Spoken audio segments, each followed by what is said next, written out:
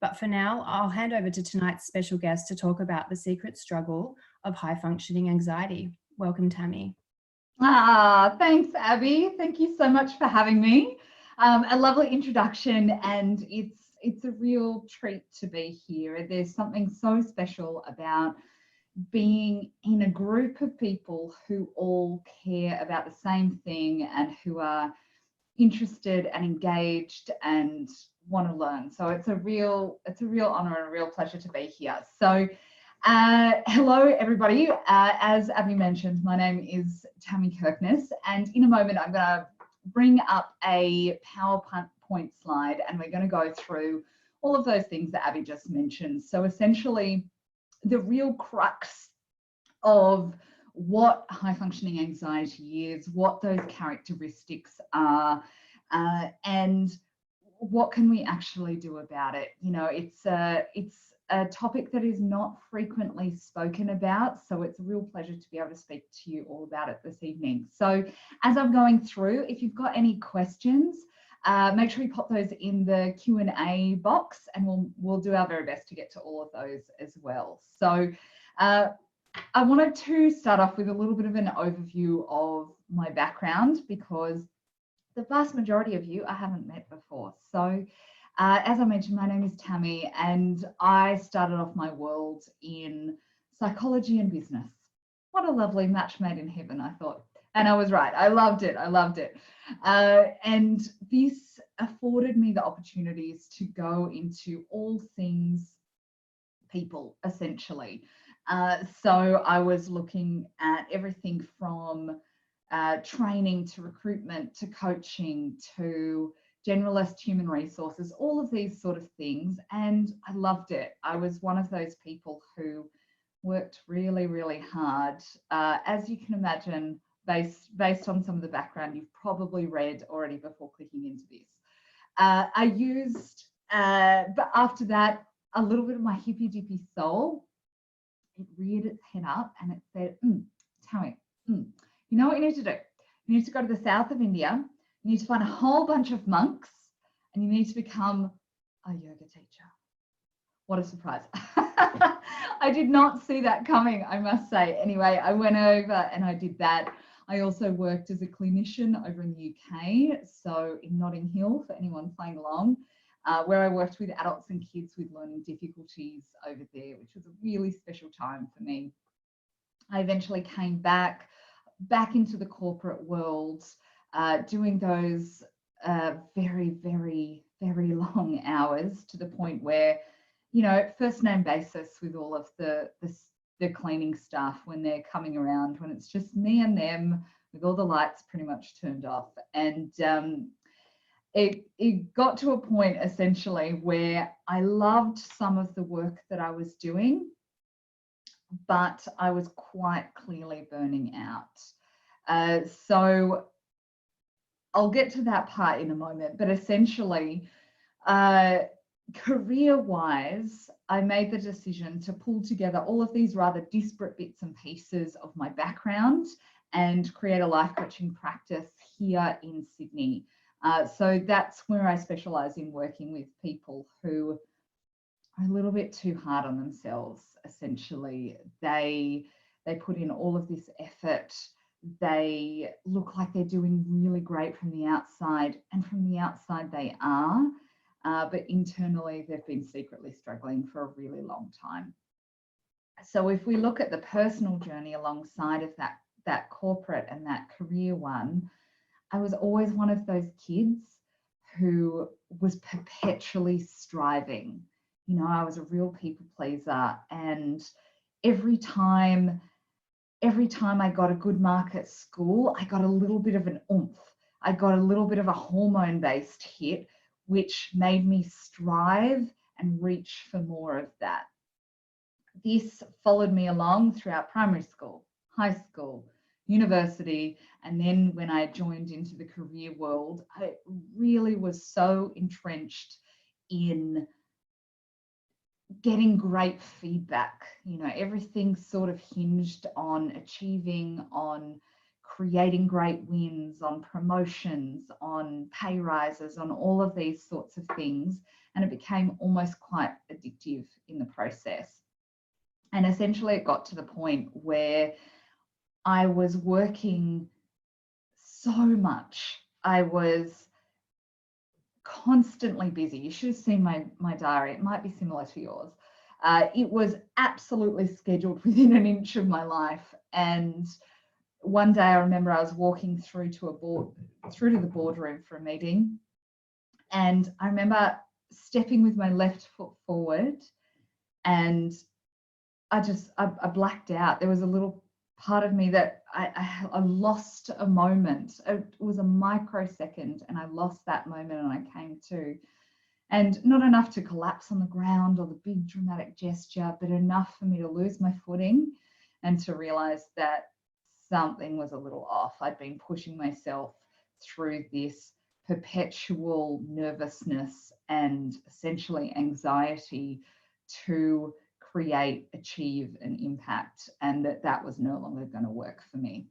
So it was at that point that I did a whole bunch of research and found that I had all of the anxiety symptoms, but I was still functioning. I was still doing great work. I was still able to go to the supermarket. I was still, had great relationships with my friends and my girlfriends. And on the outside, everything was still entirely put together. And so this created essentially a bit of a journey for me to look into more about what does that actually mean. And that led me to understand what high functioning anxiety is, which leads us to tonight's topic of what does it look like? What does it feel like when outwardly you are confident, you are in control, you are getting things done, you're the go-to person, but inwardly you're restless, you're on edge, you're maybe shallow breathing, and you're worrying all of the time. And so if you are starting to identify with some of this, boy, oh boy, are you in the right place. So bear with me. I'm going to pull up my my PowerPoint slides, and we're going to go through them. And remembering that if you've got any questions as we're going along, make sure you pop those in the Q&A box. Alrighty, bear with me as I click away. Here we are. Good news. The slides came up. Alrighty. So hi, I'm Tammi. We've already met. We're old friends by now. So I want to start off with the actual definition that I pulled together several years ago from a lot of different sources that had different bits and pieces going on. So what is high functioning anxiety? It's when an individual has many anxiety related symptoms but continues to outwardly perform and succeed. It's when the individual is excellent at covering up their struggle through achievement and has perfected looking like they've got it all together by functioning at a high level. So I don't know if that feels close to home, feels relevant, kind of gets you right in the gut. But for me, this really, really was something that I identified with, and is something that I still manage through to today. So I want to make it really clear that this is not about, a silver bullet that we take and we go, well, remember when I had that headache? Oh, that was so long ago.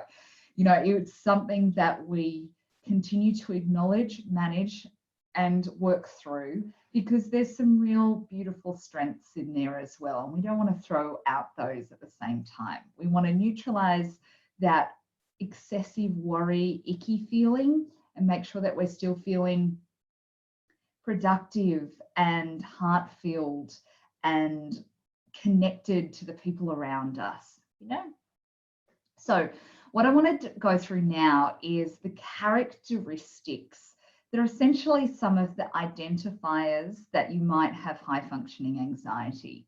So I've split it into two groups for this evening. So the first group are the symptoms that from the outside don't seem as glamorous. They're the ones that feel the icky. And then the second group are the ones that we probably get quite a lot of applause and praise for, but nevertheless are still indicators that something's gone a little awry when we combine them all together. So here we go. Here are some of the characteristics of high functioning anxiety. So as I mentioned already, we've got that excessive worry. So it's really natural and normal to worry about certain things. Anxiety is something that is put within us to keep us safe. You know, if a house is burning down, we want to have a certain degree of stress and anxiety to push us into action. So we're going to keep ourselves safe and potentially our families safe as well if we've got those. So anxiety itself, not necessarily a bad thing, but if it gets to that point where we are excessively worrying, not so great when we get to that point. It's when we're feeling on edge, restless, and ready to go all the time. It's that feeling of hypervigilance. So one of the questions that I often ask when I work with one-on-one clients is, if I was to drop a book on the ground and it made a loud bang, how would you react? Are you going to jump out of your skin more than the average person? Or are you going to go, huh, look, she dropped a book? You know, and if it's that first response where we're just so on edge that it's like a whole body response, that's one of the characteristics that we're looking at. The next is difficulty sleeping and frequent tiredness or lethargy. Keep in mind, this is probably not what it looks like from the outside. You know, you might be quite expert putting your concealer on and putting your powder on, so nobody has any clue that you're feeling so heavy and tired, and you're almost running on adrenaline. The next is overthinking, got overanalyzing. Hello, overanalyzers anonymous over here. This feeling of constantly living in the future. So one day I'm going to do that, and then I'm going to do this. It's almost loading up your future so much that it becomes a heavy burden to hold. You almost can't even look into the future because you've planned so many things already. Essentially, I like to call it a gunner. One day I'm gonna start a business. One day I'm gonna quit this job. One day I'm gonna tell them what I think, you know? So the next is something referred to in the psych world as rumination. So this is where you're constantly going over and over past negative or stressful events. So interestingly, this is also a symptom for depression as well, but as we know, there are always going to be crossovers between those two, and this is one of those. So this is where, you know, you might have had a non-ideal conversation last week at work, and then you just can't shake it. You know, every quiet moment you get, you just keep going over and over and over that conversation again. Why didn't I say this? If only I did that. Why didn't I prepare more?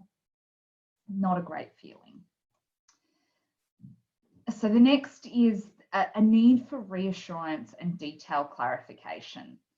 So think about if you're going to a friend's house for dinner, and if you're the kind of person who consistently checks the address, reminds them what time you're going to be there, double checks if you need to bring anything, more maybe than the average person, that's when it becomes a bit of a characteristic. Remembering that all of these characteristics, the vast majority of them on their own, not a big deal. But if we start to see a pattern where there are multiples of these happening, that's where then we can go, oh, maybe that's some high functioning anxiety that we can better manage and acknowledge. So the next, this I already slightly referred to, that feeling of being easily startled. A door slams, you jump out of your skin. And then this one is about the mental and physical fatigue. So it's like you are carrying so much in your brain that it's making you tired.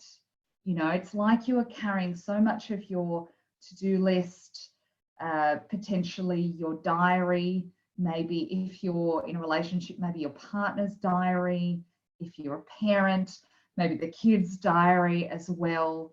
And so much of this is just building up like a bookshelf in there that it makes you tired. It makes you, to some extent, might make you physically fatigued and physically tired as well. So as I mentioned, those ones that we've been through so far, these are the less than ideal ones. These are the ones that anybody would look at those and go, oh, yeah, that probably doesn't feel great to be in a body that does those things. Now, this next list, also characteristics, are the ones that might be trickier to give up because you probably get positive reinforcement from them.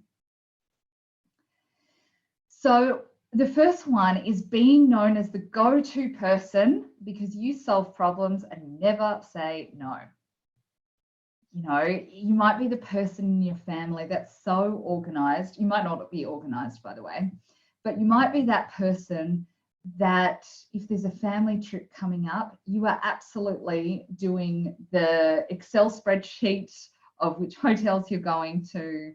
You might be, you've organized everything so much that everybody goes, oh, such a breeze when they're around. Everything just goes according to plan. And so by default, they keep bringing more and more and more things to you. And it becomes almost a bit of a self-perpetuating cycle.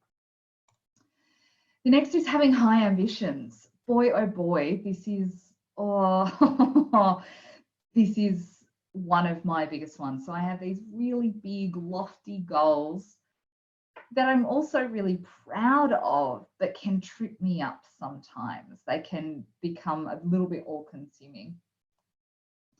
The next is perfectionism. Oh, hello, recovering perfectionists, join us.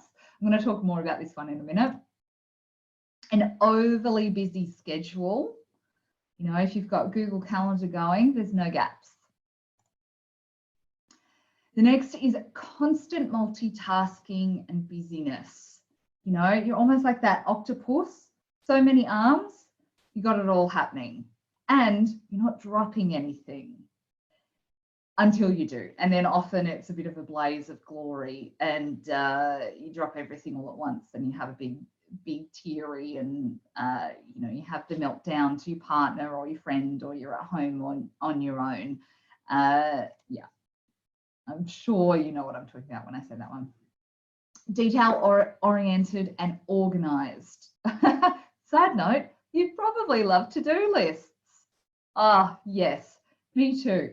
I have also been for the last about 3 years or so the face of Kiki K, Beautiful Stationery Company, their workshop division. So hand on heart, I couldn't love stationery anymore. And in a move that I definitely did not plan, look at how I've missed that one there. It all went kind of in a beautiful bullet point list, and then for some reason it skipped one and went back to it.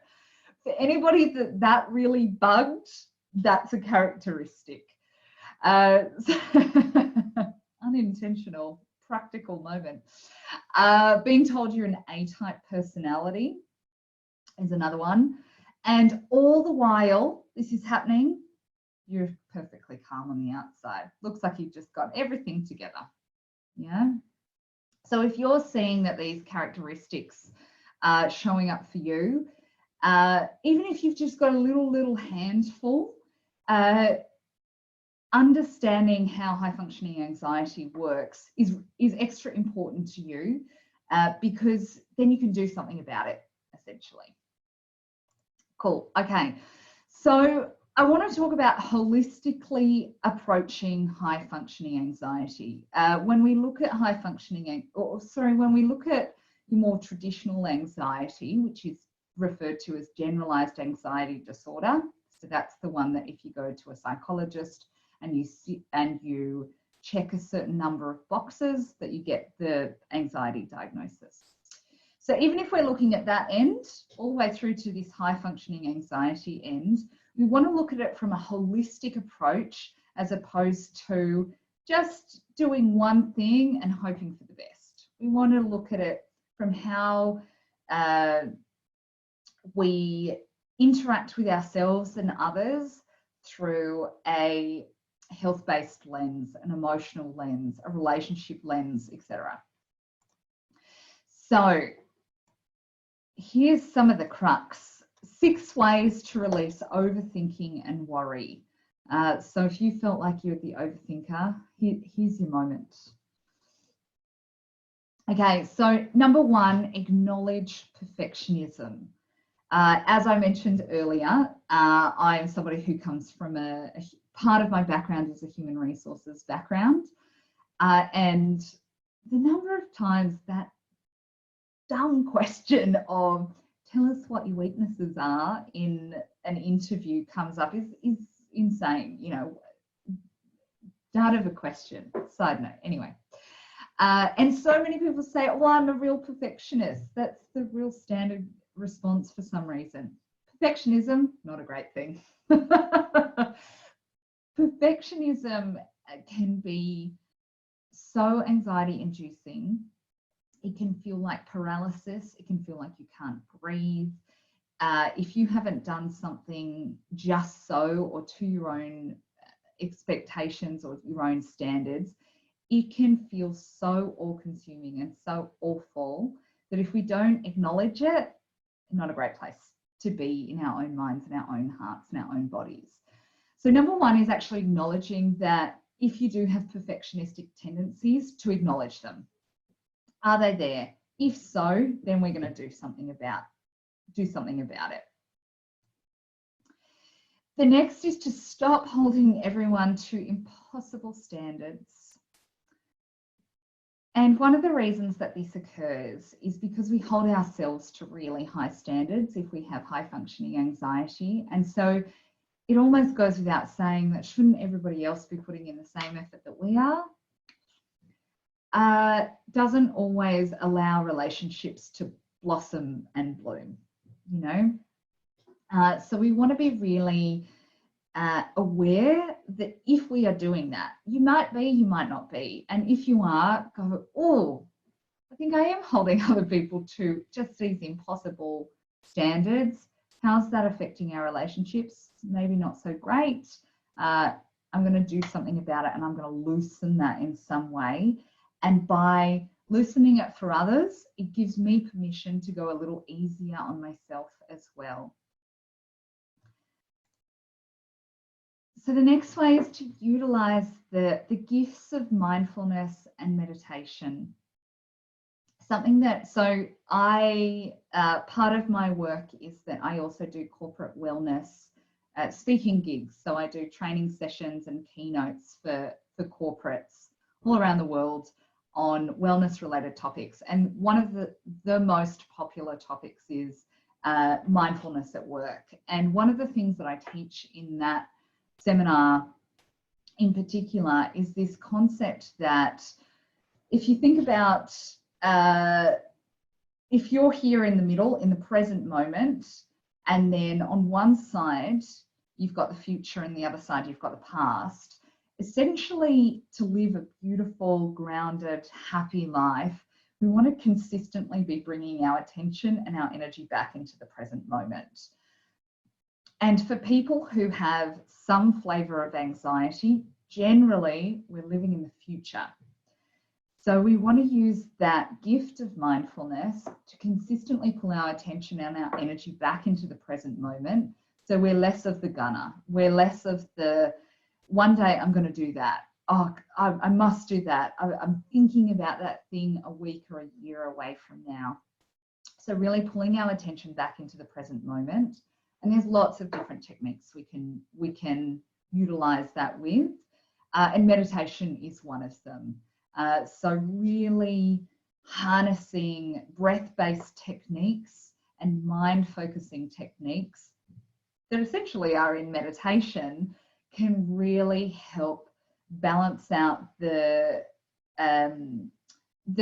body's system and the nervous system to allow us to breathe a little easier, send a message to our brain that we're safe, and it really can help. So the next is to deal with procrastination. I don't know if you identified with that one, but so many people who manage their own anxiety are procrastinators. You know, we leave things to the last minute, and then we have to use all of those hormones to go a million miles an hour. So I'm going to talk about that one in a minute as well. The fifth way is to really prioritize our lifestyle, a healthy lifestyle, through movement, environment, and food. So movement, exercise. Exercise is all about oxygenating our entire body, in particular our neural pathways, to send more oxygen to the brain and allow us to, again, remind the brain that we're not in threat, we are safe, we are grounded, and our environment is safe to be in. Environment itself, in particular, everyone's going to have different things that prompt them to feel more anxious. But one of the things that I have found relatively consistently is when people live in high toxin-based environments. So using a lot of fake chemicals when they're cleaning, when they're putting makeup on their face, you know, body creams and that sort of thing. When there is a higher toxic load through those external environments, it can make our anxiety worse. So one of the things that I've done over the last around 4 years is cut out as many toxins and as many chemicals as I can. And it's made a difference. Spoiler. And then food as well. For me, sugar, not so great for my anxiety. Most people, alcohol, also not so great for their anxiety. Everyone's going to have a slightly different response though. So it's all about getting really clear and really aware of what are the triggers for you that will turn the volume up on your anxiety, and then avoid them. That's the kicker. And then the sixth way is to surrender control. Oh, doesn't that sound just so easy when it's on a PowerPoint slide like that? When we are anxious and have those anxiety-based characteristics and tendencies, essentially, if you boil it all down, it's reaching and straining to control our circumstances. And if we feel like we're not in control, the response that our body gives us, which is a bit of a freak out mode. You know, it might be a bubbly tummy, that paralysis in our body, tense jaw, it could be shoulders up around our ears, it could be getting physically clumsy, being snappier with those around us, all of those sorts of things. So I want to have a look at a couple of those in a little bit more detail. Now, as I mentioned, I wanted to chat a little bit more about perfectionism and procrastination. So one of the things that I find the most fascinating is the link between these two things. So often procrastinators get a really bad rap around being lazy. You know, they're always late, or they're always leaving things to the last minute. Oh, they're so disorganized. Whereas, of course, some people are going to be disorganized, but the vast majority of procrastinators often have a massive link to perfectionism. And here's the reason why. Think about when you were at school, or potentially in university, or some time where you were studying in some way, and you get given an assignment to do, and you think, oh, must get onto that assignment. And then you sort of put it off, and you put it off, and you put it off, and then it's either the night or two beforehand, and then you do the cram. most people can identify with this, doing the assignment the night before. So you stay up really, really late, you submit the project, you submit the assignment, and then here's the kicker. If you get back an average mark, you get back average results in some way, and it doesn't reach your own expectations, your mind then has the opportunity to say, well, it's nothing wrong with me. I'm still perfect. It's only because I left it to the last minute. It's because of the external constraint of the time that I gave, which was the night before, that I got that average result or that bad result. Had I given myself enough time, of course I would have gotten an A, or of course I would have gotten that perfect result. So understanding that this is how a lot of people are wired when it comes to procrastination is really important.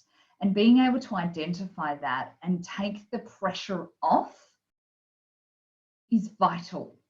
In saying, you know what, if I start my assignment with a week's notice or 2 weeks in advance, and I get an average mark, I still accept myself exactly as I am, you know?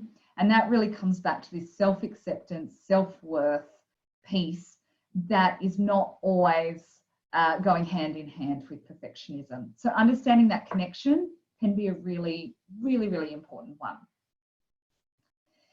And the next thing that I wanted to chat through is, again, this feeling of being uncertain or out of control. And as we are currently in pandemic days, special shout out to Melbourne and the fact that you're still at home. Oh, I went to uni in Melbourne.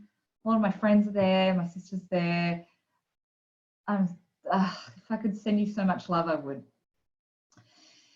So this feeling of being out of control can really amplify anxiety-based symptoms and can be the seed that creates those symptoms as well. So I want to show you a page from the book that I wrote that just got released a couple of weeks ago. It's called The Panic Button Book. So essentially what the book looks like is, on the left-hand side, there is always a question, and on the right-hand side, there is either an indication to turn the page or what to do about it. This page in particular is about, are you worrying about something that's outside of your control? So I'm going to just flick back for a second before you read all the page and blank out on what I'm saying. But I want to share a story about my first job. So my very first job was, I worked at Coles. I worked at Coles as a checkout chick. And for everybody who's been to a supermarket, which is all of us, you'll note that, you know, when the checkout gets too full of cash, essentially what the checkout operator had to do was to get all of the excess cash, and they put it into it's a cylindrical tube, and then they put it into this really interesting contraption. They press a button and it gets sucked right up into the sky. It gets sucked right up into the roof of the Coles or the Woolworths or wherever. I'm not sure if they still do this, but this is the case when I was 16. And so this is one of the techniques that I use when it comes to surrendering control, because it's a great concept, but it's quite challenging to put into practice. And so essentially you're going to visualize that you can put all of your worries and all the things you're trying to control into a tube, and visualize that you can press a button and it gets sucked up and you don't have to deal with it anymore. So here's what that looks like in book form. So are you worrying about something that's outside of your control? Yes. Get out a pen and paper, in 2 bullet point lists, write down what you can and what you can't control in this situation. For the list of what you can't control, visualize putting it into a long vacuum tube that sucks it up and deposits everything directly into the sky and out of your hands. Now, if you get this book, you're going to know that that has been inspired by my 16-year-old job at Coles, but it works. For the list of what you can control, do one tiny thing that boosts it and then discard the piece of paper. So this is sort of a very brief intro as to some of the things that you can do when it comes to relinquishing some of the control and being okay-ish in doing that. So what now? All of these things that I've gone through so far are based in the 6 different weeks of an e-course that I run called Learn to Manage Your High Functioning Anxiety. And this was created because I wanted to be able to impact more people than I could in working in a one-on-one capacity. There's only so much you can do in a day. So I created this e-course based on those 6 steps. So we've got procrastination, perfectionism, mindfulness and meditation, relationships and not breaking them all because of your high standards, lifestyle factors, and then surrendering control. So if that feels relevant to you, this course might be the next logical step for you along with the book. And I know the fab people at the drop-in are going to send you this detail, but if you've got a pen and paper and you're keen on the course, if you use this code, the drop-in, 10 off, for the whole of October, which is Mental Health Month, World Mental Health Month, you'll get 10% off, which is quite nice. So write that down in case you need it. And in case I miss at the end, you can reach me on Instagram and via my life coaching practice, visionscopecoaching.com. So I'm going to stop my share, and I am told that there are questions that have come through. So we might go through some of those questions now. Tammi, thank you so much. That was honestly amazing, and you are honestly amazing. I'm so grateful to have had your time sharing all your incredible insights and practical tips with us tonight. I feel very seen, that's for sure. But I also feel, surprisingly okay, because there's so much that we can do to help kind of relieve this. So as I mentioned, we do have a few questions that our community asked earlier in the week, and then we'll go to the Q&A box with any questions that anyone's asked this evening. So if you do have any, now is the time to pop them in that Q&A box, and I'll read them out to Tammi. So the first one that we have, which I think is a great question, is what is the difference between this high functioning anxiety and, for want of a better word, regular anxiety? Oh yeah, this question comes up all the time. So essentially, if we look at regular anxiety, which is referred to as I referenced before, generalized anxiety disorder, to get a diagnosis in that, you go off and you see a psychologist, and they use something referred to as the Diagnostic and Statistical Manual. We're up to version 5 at the moment. And basically they look at your symptoms, if they've been around for 6 months or more, and if those anxiety-based symptoms are getting in the way of normal functioning, which means that if you've got a generalized anxiety disorder diagnosis, essentially you are absolutely struggling to show up to work, maybe maintain a relationship, go to the supermarket, maintain relationships within your family. And so for so many people, they've still got all of these anxiety-based symptoms, but they're still in a relationship, for example. They're still close with their family, or they're still going to work, and as I referenced, they're getting promotions, and they're still functioning. Life is still going on for them, and so that's really the crux of the difference between the two. Sure, thank you. Next question, what are the hidden signs that a best friend could recognize that would open a conversation? It's really funny because when I told my family in particular that, hey, I'm actually struggling. I've been struggling for years. They all looked at me like, what? No, but look at all these things you've done. You know, it really just, the penny did not drop. And so it might be quite challenging for a best friend to notice things. However, if there are things to notice, it would be a change in behavior. So perhaps their friend is always quite busy and now they're insanely busy. They might be snappier than normal. They might be physically clumsy. So one of the indicators that I didn't talk through is, let's say you're walking through a bedroom door and you're just so fatigued and your brain is going so overkill that when you walk through the door, it's like your hips and your shoulders just get the door frame. And so things like that, the physical indicators can be there too, as well as perpetual shallow breathing. So if people are constantly breathing from their chest, that's an indicator that they're probably not oxygenating quite enough. We really want to be breathing from our belly. And does that include, just on the breathing, does that include, you know, taking like an occasional really deep sigh, like a catch-up breath? Oh, yes, that would definitely be an indicator.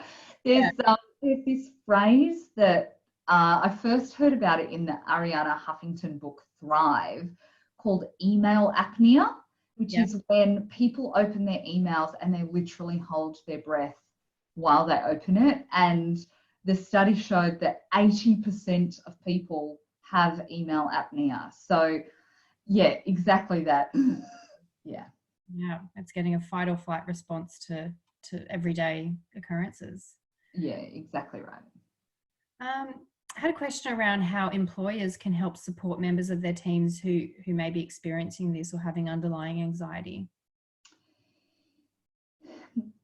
We sort of want to look at it from two directions. We want to look at it from the company as a whole. So we want to be as preventative as possible, which is where putting in initiatives around wellness and well-being for employees is really important. So talking about topics like mindfulness and meditation, like I mentioned, having open conversations, really creating that culture of it's safe to talk here is really vital. But then if we narrow down to less of a global level and look at the individual, one great thing to do is literally ask them what they need and be quite aware that they might say, oh no, I'm fine. And this is where it's really important to say, I get that you're still kicking goals here, but I want you to have a think about it for a couple of days. I'm going to ask you again and let me know what is it that you need that's going to help you feel calmer and happier and more grounded when you show up to work. And then actually loop back. Because yeah, most people are going to say, no, I'm fine. So we want to balance that out by properly asking and looping back. Yeah, I love that.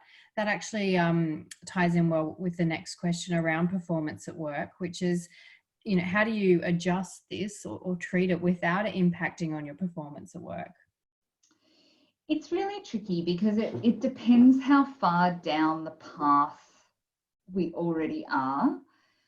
So for some that it's maybe not quite as strong in our symptoms, you know, it might be about taking a small step here and there, figuring out your priorities and managing them accordingly. But if we're stronger and that anxiety is getting pretty intense, then actually we probably are going to have to take some step back in some area, and getting okay with that is one of the biggest challenges. You know, I was always a runner, and then I realized that I actually had to take times to go for walks instead of always running, and it felt like my body did not know how to walk. It's like I had to say, no, you're still good. You're still good. You're still okay. Just keep breathing. I'll go and smell that flower, you know. So yeah, things are going to have to shift and change in some way. But one of my sisters sent me this great analogy the other day. I'm not really sure where she got it from, but it was saying when we've got all of these things to juggle, it's all about figuring out, got all these balls to juggle. It's about figuring out which balls are plastic and which balls are glass. So if you miss a glass ball, that's going to smash and make really terrible ripples in your day and your week. But if you drop one of the plastic ones, it's going to bounce. It's probably not going to be ideal, but you're still okay. You're still functioning, and being able to bring in that discernment of which is which can really help maintain our productivity, maintain our performance without having the big, Hollywood style crash and burn. I love that. It's a very wise sister you have there. Great analogy. Yeah. I'm going to open up and have a look at some of the questions that we've got in the Q&A box. This one came through quite early around how do you get medical professionals to take you seriously with an anxiety disorder when you present so well even to them? The person asking the question said that they had literally had to beg for help, saying, look, I know I am appearing okay, but I'm telling you I'm not. Oh my goodness, I couldn't identify more. Years and years ago, I went to see a psychologist, and she said, why are you here? And I said, I'm feeling quite stressed. I'm feeling really anxious. And after a while, at that time, I had organized to go on an overseas trip on my own. And at the end of the session, she said to me, here's the thing. You've got a great job. You're traveling on your own. I just don't think you've got anxiety. Oh my gosh, it's like the inside of me just crumbled. I have never been so devastated as in that moment. It took so much courage to get my mental health care plan, to make the appointment, to show up to the psychologist's office, and then for the psychologist to go,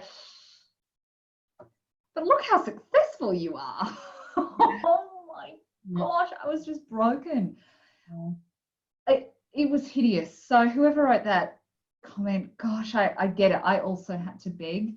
And that is part of the reason that I set up my coaching practice, to look at people holistically and to really believe them when they say things. And subsequently, that's also why I created this e-course around high functioning anxiety, because people aren't talking about it, and a lot of health practitioners in Australia, particularly GPs, just don't have the training at this stage yet to be able to discern when people are struggling and what to do about it, and what to say in response when somebody puts their hand up and says, hey, I'm drowning, but they've got beautiful clothes on, their hair's lovely, they've got their makeup on, and they're all together.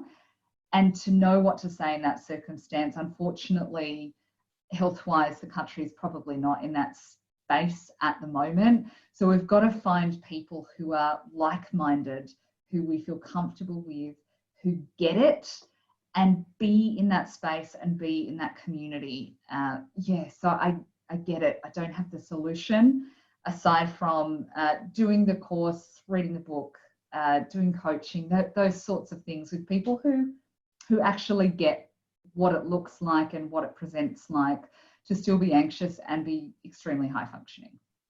All right, thank you. The next question is in regards to meditation. There's actually two, so I might combine them. I find I really struggle to switch off and meditate.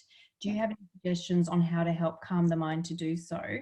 And the second question is around any apps, and if you know of any, if there's anything that you would recommend. Yeah, so I'm a meditation teacher as well. And one thing I find quite peculiar is that often when people say, beginner's meditation, just sit there and just breathe. I think that is the most advanced kind of meditation I've ever come across. That is not where we start. That's bananas. That's bonkers to me. So we want to start where our hand is being held in some way. So that's where we're going to start with essentially a guided meditation, either a CD, an app, a class, something like that, because we want to follow along and literally just follow the instructions. We don't have to think too hard. A lot of people can feel quite apprehensive about meditating when they're anxious because they feel like if they're going to pause for a moment, everything that they've been holding back floodgate wise is just going to come in like a deluge. And the thing is, it actually will. That's not in your mind, you know. You are going to start to think about all those things that you've been squashing down in some way. So let's start a little bit more gently with an app, or with some kind of guided meditation. My favorite app is called Insight Timer. It's free. It's also the world's most popular meditation app. So people are voting with their thumbs.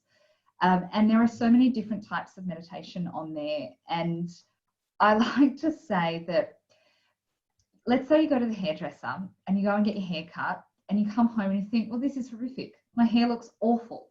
You don't say, oh, I'm never going to the hairdresser ever again. I'm never getting my hair cut. You just change hairdresser, right?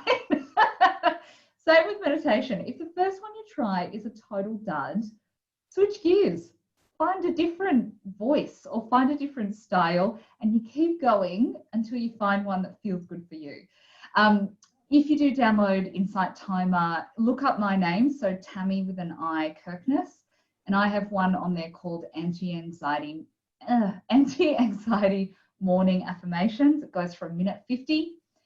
You do it in the morning. You don't even have to close your eyes for that one, and it's a nice entrance point.